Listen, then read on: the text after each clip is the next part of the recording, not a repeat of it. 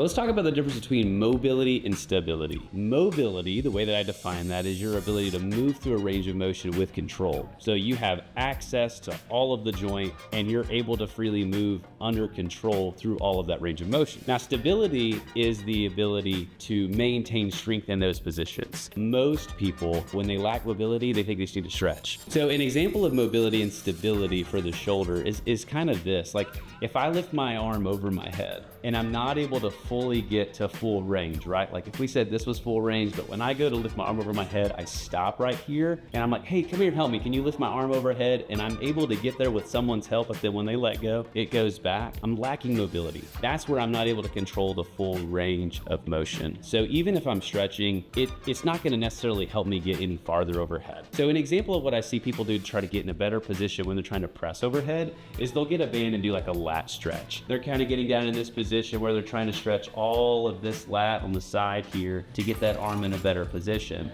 And while that's great, it's only a limited piece. Another exercise that would be more appropriate wouldn't even be a stretch at all. It would just be a strengthening exercise for the back of the shoulder and the low back, because we often use, or we are really required to use, our lower trap to get our shoulder in a better position. Our lower trap is down here, but we often think we have to strengthen right up here. So an exercise that I like to do with my athletes to get in a better overhead position is, assuming they have full range of motion, now we work on getting more stability here in that mobility, where now I can work on keeping my arm pulled back while tension from a band is pulling me forward. And this is something I can do with pulses. I can do it holding back and doing steps as I push into the resistance a little bit more, or I can do a squat where I'm squatting, trying to get that arm overhead in a better position. That's a greater way to strengthen and improve mobility and then into stability.